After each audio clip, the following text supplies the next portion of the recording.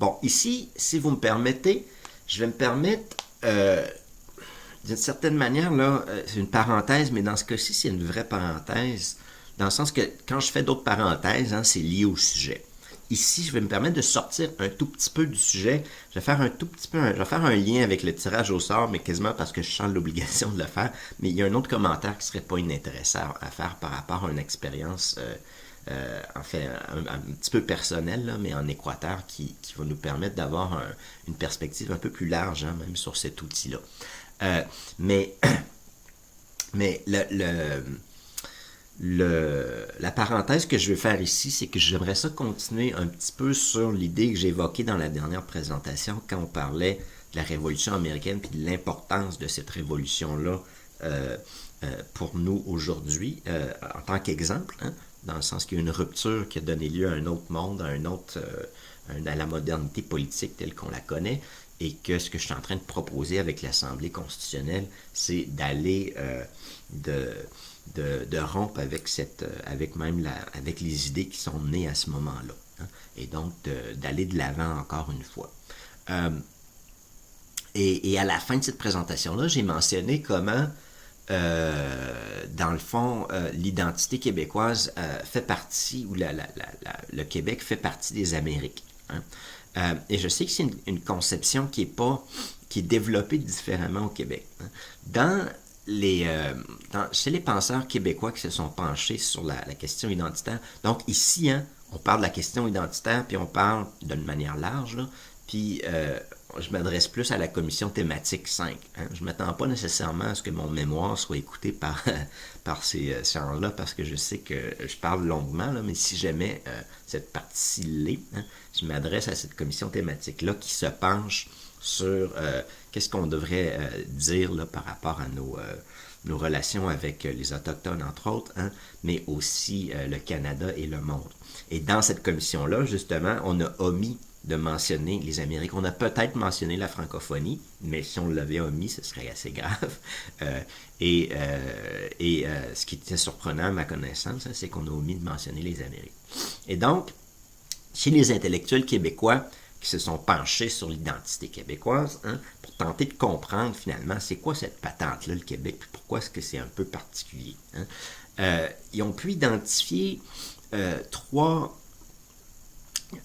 grandes influences, hein, qui, conjuguées ensemble, donnent lieu, c'est pas exactement conjuguées, mais qui contribuent à l'identité québécoise. Hein. Il y a une identité québécoise propre qui est particulière, mais qui est aussi influencée par trois autres racines dans leur perspective à ces intellectuels-là.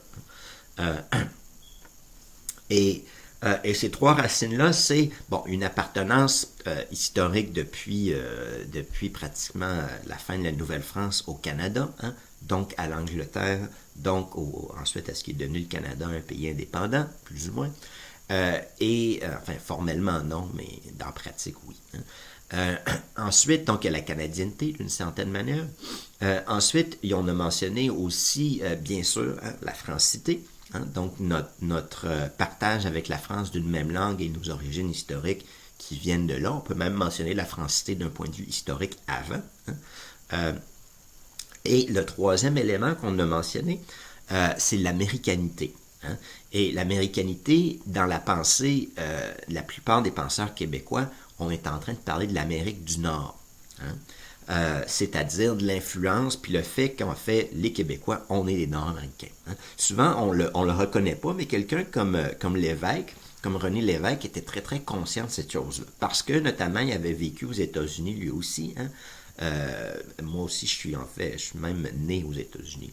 Mais je suis arrivé au Québec quand j'étais plutôt jeune. Mais il connaissait très bien le peuple américain, puis il réalisait qu'au Québec, malgré la frontière de la langue qui fait en sorte qu'on est un peu isolé des États-Unis, hein, qu'on reste hyper nord-américain, parfois même au détriment de notre propre conscience. On ne le sait pas, puis on aimerait penser qu'on est bien différent, mais dans le fond, on est très nord-américain sur beaucoup d'aspects. Hein. Puis la raison pour laquelle il me semble important de mentionner, premièrement, une différence par rapport à cette perspective-là, par rapport à l'Amérique du Nord. Hein.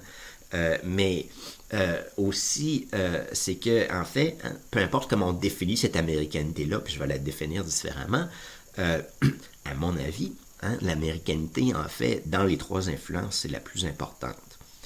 Et puis donc, quand je vois la Révolution américaine, hein, je la vois comme faisant partie de notre grande culture. Euh, et quand je vois la culture des Amériques, hein, je considère que ça fait partie de notre grande civilisation.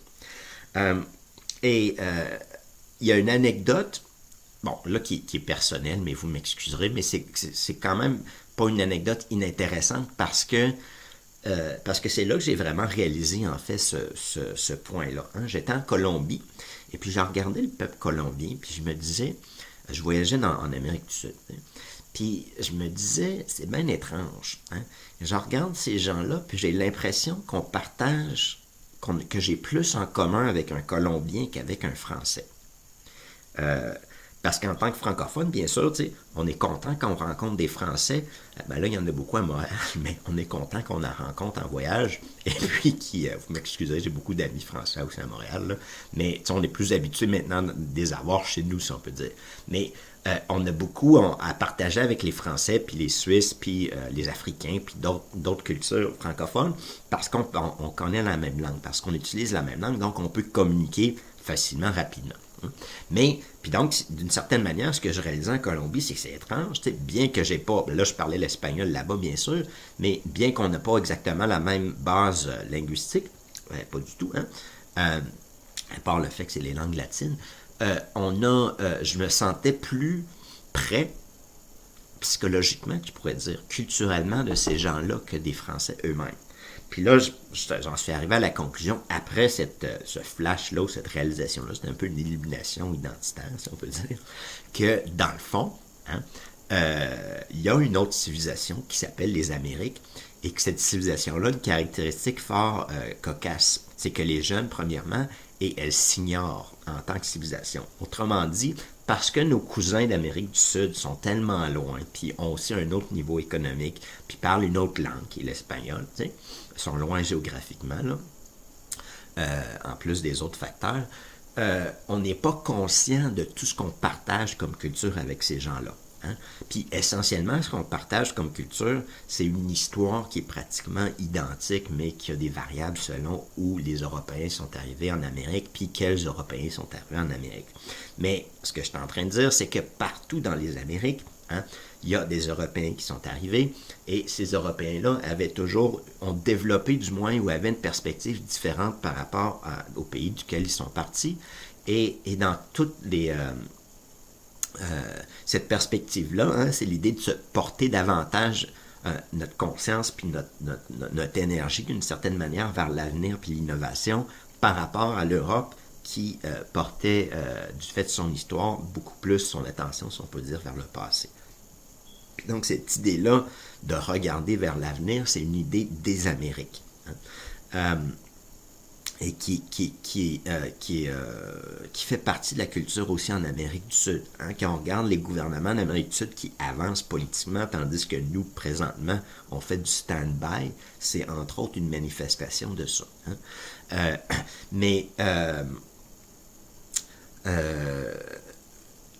Et donc, il y a une culture partagée, mais comme je le disais, il y a aussi une histoire partagée. Hein? Premièrement, tous ces pays-là ont subi eux sont honnêtes, hein, ils parlent d'une conquête, ils ne parlent pas d'une colonisation, il y a les deux, là, mais ils parlent de la conquête des Européens qui sont arrivés, qui ont conquis. Hein.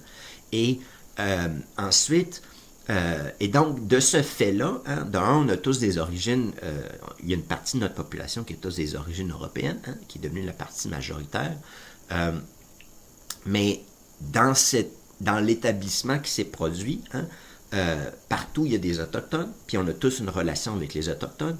Partout, ou presque, il y a des Noirs, à part peut-être au Québec, il n'y a pas eu d'esclavage, là, ou disons peut-être très peu s'il y en avait, mais pas au point de vue comme aux États-Unis, au Brésil ou dans d'autres pays comme ça. Mais il y a des grandes communautés noires à Cuba, à Haïti, aux États-Unis, au Brésil. Hein.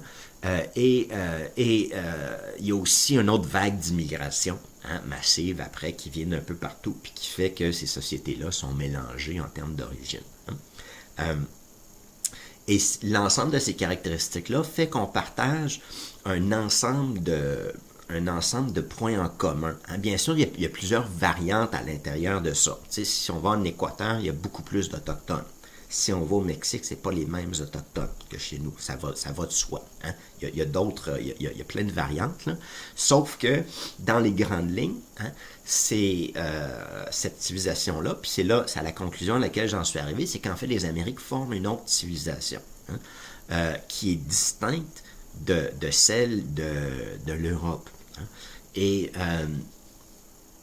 dans ces grandes lignes, donc, cette civilisation-là a des bases identitaires, historiques et culturelles, essentiellement, hein, qui font en sorte que, comme je viens de le dire, elle forme civilisation. Je suis bien conscient que ce n'est pas la perspective de tous les Québécois, et je suis conscient, enfin, je pense comprendre pourquoi, comme je le disais, à cause de la distance qu'il y a entre nous et l'Amérique du Sud notamment, même avec les États-Unis, il y a une distance culturelle du fait qu'on ne parle pas la même langue, et aussi avec l'Amérique du Sud, il y a une différence de niveau économique, hein, qui fait en sorte que il nous semble un peu plus distant. Puis il y a un certain confort économique du monde riche, là, c'est-à-dire des pays plus aisés, qui voudraient faire en sorte que nous, on fait partie de l'Occident avec l'Europe. Donc, pour moi, cette idée-là d'Occident, bien que je l'ai mentionné hein, dans les présentations que j'ai faites, notre civilisation au Québec, en fait, c'est les Amériques. Hein. Puis donc, il y a un genre de paradoxe dans ma pensée. Hein. J'aimerais ça que le Québec ait des institutions différentes, et pour ça, je pense qu'il va être nécessaire et préférable, probablement pour le Québec, pour beaucoup d'autres raisons, d'avoir un pays qui a à soi. Hein. Sauf que j'aimerais ça que ce pays s'oriente vers tenter de créer un pont à l'intérieur de cette grande civilisation-là des Amériques, puis qu'on contribue à l'unir d'une certaine manière, puis à y participer aussi. Hein. Fait que je suis pas exactement, je suis un séparatiste, entre guillemets, pour utiliser un mauvais terme, là, mais je m'appelle plus indépendantiste, mais je suis aussi une personne qui veut avoir une plus grande appartenance, et pour moi, c'est celle-là qui est la voie à suivre, hein, et qui est la plus importante, bien qu'elle reste en partie inconsciente au Québec et aux États-Unis aussi. Et il y a quand même, il ne faut pas négliger là, l'importance de cette rupture économique-là. Bien sûr, il y a une différence économique entre le Nord et le Sud qui est en train de se régler d'une certaine manière.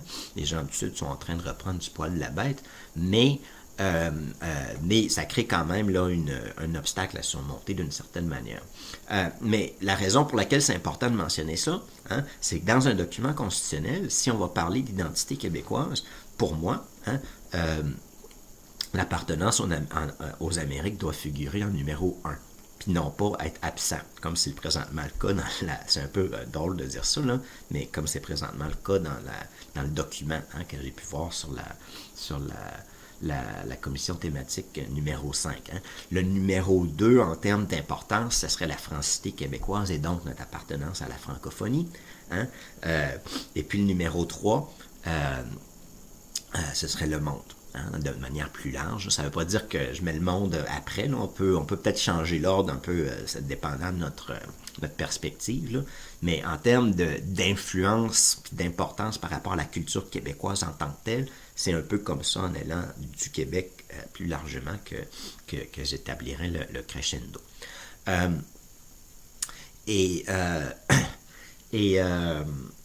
Il y a une réalisation, en passant, hein, que j'ai fait en Amérique du Sud qui est liée là, plus intimement au sujet qui nous concerne ici, à cette idée-là. Cette idée-là, en passant, avant, excusez-moi, là, mais avant de passer à autre chose, parce que c'est quand même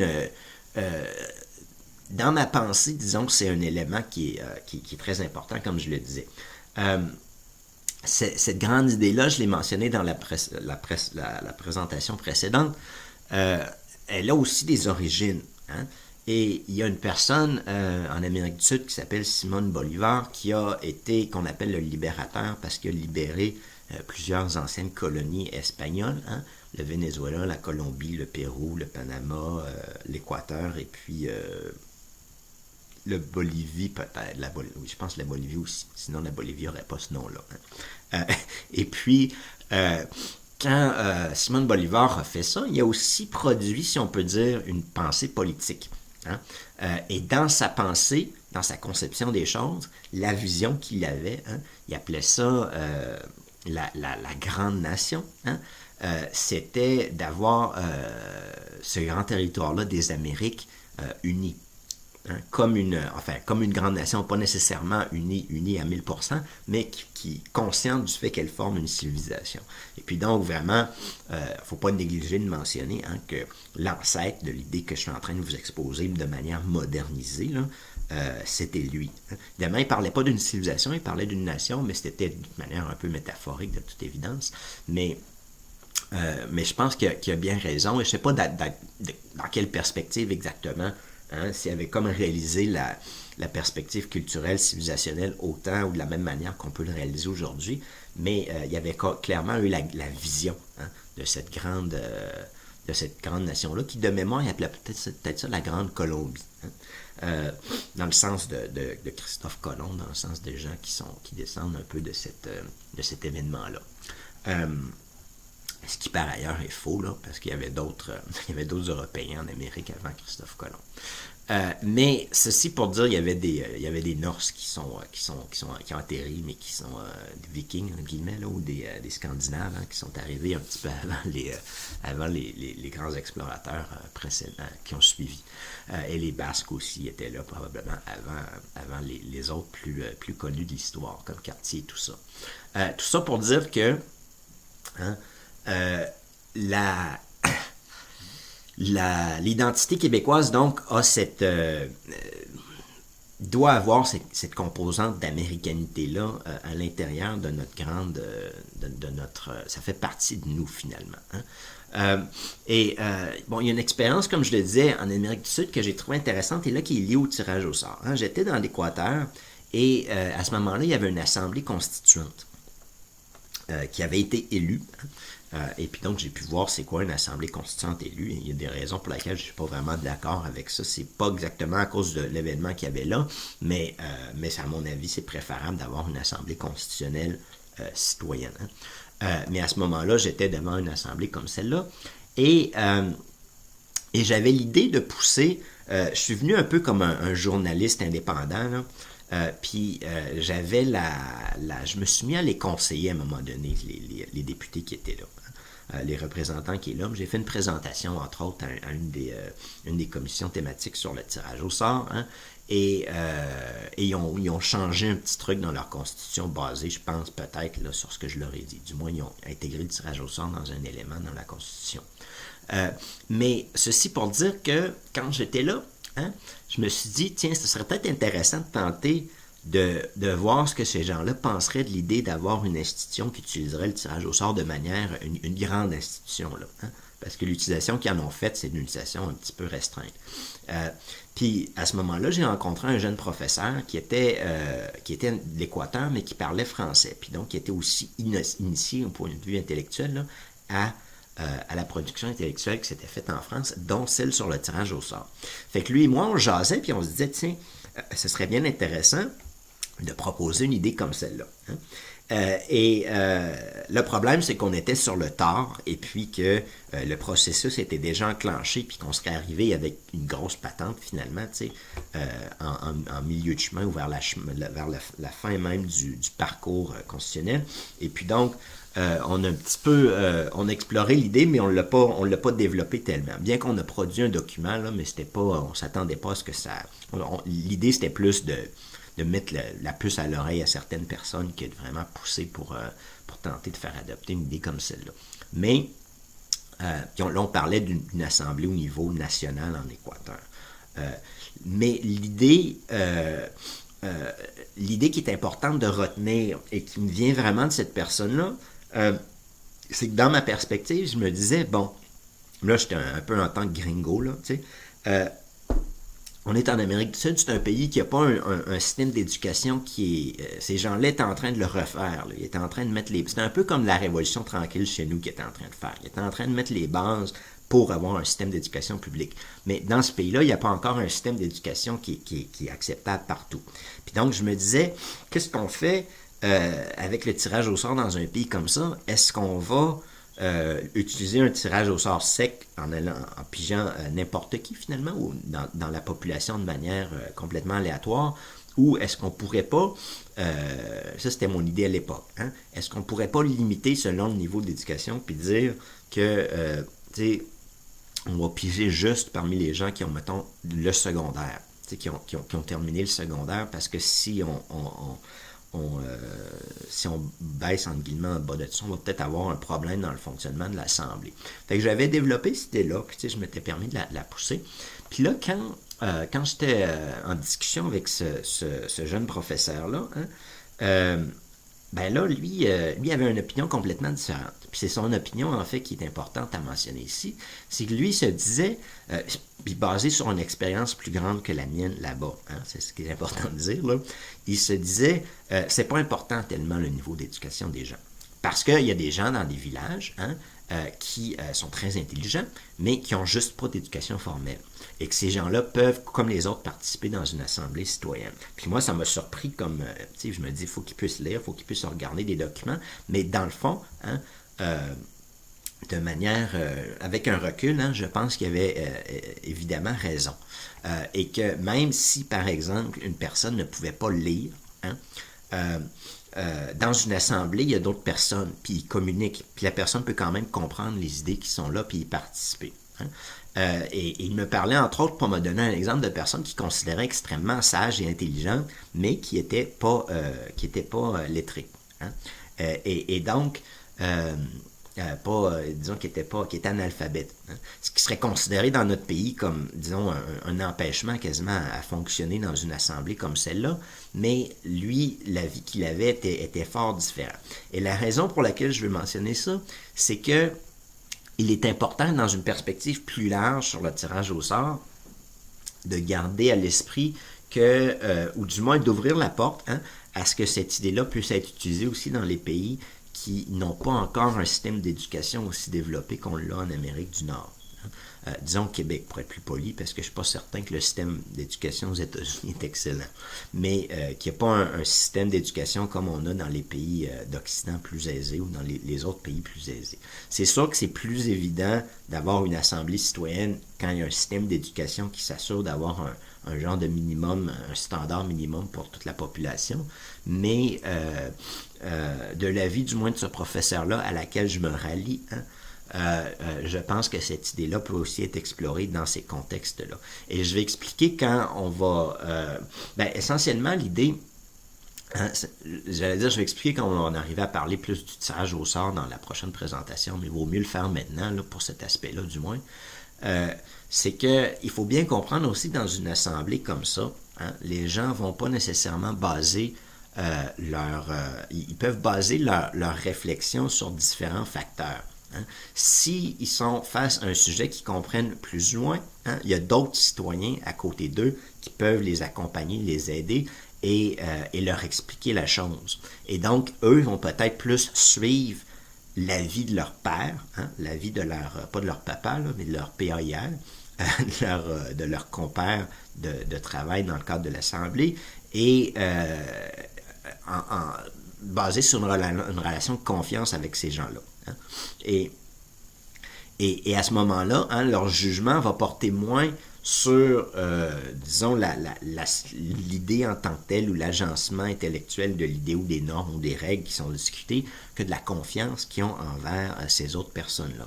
Et dans la mesure où c'est un jugement moral, hein, qui est basé sur est-ce que je pense que cette personne-là, elle est honnête, puis elle me semble dire la vérité, ce jugement-là risque d'être correct aussi, risque d'être bon. Hein.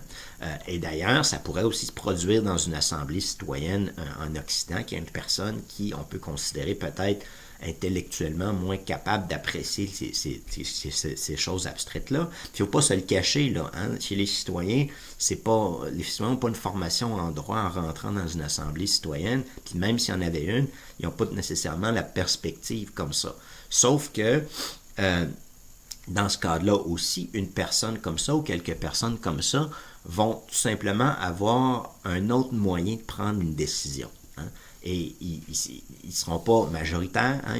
Ça va être une petite minorité, c'est des personnes un petit peu moins capable d'un point de vue mental là, de prendre d'un point de vue intellectuel, disons, là, de prendre une décision, mais ils vont pouvoir se baser sur leurs compères qui vont être là, puis profiter de leur expérience puis du savoir qui est à l'intérieur de cette assemblée-là. Puis donc, il ne faut pas nécessairement s'inquiéter à cause des exceptions comme ça qui peuvent se produire en Occident. Au point où, de l'avis de ce professeur-là, à laquelle, encore une fois, je me rallie, même dans un pays qui n'a pas un niveau d'éducation pour tout le monde qui est très acceptable, ce problème-là ne pose pas nécessairement ne constitue pas nécessairement un problème. Je ne dis pas qu'il faudrait que ça pourrait fonctionner très très bien dans un pays où il n'y a vraiment aucune éducation, mais supposons qu'il y a 20% de la population équatorienne qui n'est pas à niveau d'un point de vue éducatif, c'est encore assimilable à l'intérieur d'une assemblée comme ça. Et c'est important, en fait, d'avoir des gens comme ça aussi, parce que ça va peut-être être les premières personnes à insister pour avoir un système d'éducation qui fonctionne. C'est niaiseux à dire, là, mais leur priorité, eux, ils vont probablement réaliser à un certain moment que c'est peut-être ça, où il y a d'autres éléments aussi par rapport à leur vie qui ont leur importance et qui doivent être représentés dans une assemblée comme ça. Et donc, pour dire, tout ça, c'est pour... c'est un petit peu une excuse là, pour lier le sujet avec le thème des Amériques, mais c'est aussi pour dire que cette idée-là de tirage au sort ne doit pas nécessairement, dans ma perspective, se limiter à l'Occident et on doit penser pouvoir l'appliquer partout. Par ailleurs, on l'a déjà utilisé ailleurs dans le tiers-monde. Par exemple, on l'a déjà utilisé en Chine. C'était très comique de voir ça d'une certaine manière. On était dans un pays qu'on qualifie de communiste et qui mettait en place un système hyper démocratique par rapport au nôtre. C'était dans le cadre d'une petite ville qui avait différents projets municipaux et ils voulaient que les citoyens en débattent pour ordonner en ordre de préférence ceux qui voulaient, ceux qui préféraient. Et le Parti communiste avait sauté sur l'occasion d'utiliser un mécanisme comme celui-là, de faire cette expérience-là, sur la base qu'il y avait beaucoup de corruption, d'accusations de corruption dans ces endroits-là, et qui ne voulaient pas que le gouvernement municipal se mette à faire quelque chose puis qu'il soit encore, disons, accusé de ça ou qui tenté par la corruption. Et donc, ce qui s'est passé, essentiellement, c'est que la municipalité a adopté telles quelles les 10 premières priorités de cette assemblée-là. Puis, je ne vais pas me prononcer sur le système d'éducation en Chine, je ne le connais pas, là, mais on peut présumer qu'il n'était pas, disons, aussi avancé peut-être qu'au Québec. Et que malgré tout, les gens, bien sûr, là, c'était sur une thématique locale, mais ont quand même pu débattre et prononcer sur l'importance de ces choses-là d'un point de vue local. Et donc, encore une fois, cette idée-là, à mon avis, peut être appliquée dans n'importe quel pays. Bien sûr, il y a comme une différence dans les manières que ces assemblées-là vont fonctionner d'une certaine manière, mais ça reste applicable dans pratiquement tous les pays. Ceci pour dire que, j'espère que ça va être la dernière parenthèse pour cette partie-ci, là. Vous m'excuserez, mais quand je fais les présentations, j'ai tendance à les faire un peu comme ça, à sauter comme d'un point à l'autre. Ici, je me suis fait un plan en 10 parties, là. En fait, c'était le plan de la première vague de présentation que j'avais faite. Et donc, je vous renvoie à d'autres parties de manière organisée, mais j'ai tendance à sauter d'un sujet à l'autre d'une certaine manière. Je tente de suivre le fil conducteur, mais c'est ma manière d'expliquer les choses, puis je pense pas qu'elle est nécessairement mauvaise. C'est moins systématique là, que parfois qu'on aimerait, mais ça permet quand même de couvrir un petit peu l'ensemble des choses là, qui sont pertinentes ou qui viennent à l'esprit. Dans ce cas-ci, comme j'ai mentionné, l'idée de mentionner au moins les Amériques se destine à la commission numéro 5, mais plus largement, il y a une réflexion pour les Québécois sur qui ils sont et à quelle civilisation ils appartiennent. Et dans mon cas, entre l'Occident et puis les Amériques, je me rallie à l'identité des Amériques et pour moi, le Québec doit s'inscrire aussi dans cette grande nation-là, comme le disait notre prédécesseur Simone Bolivar.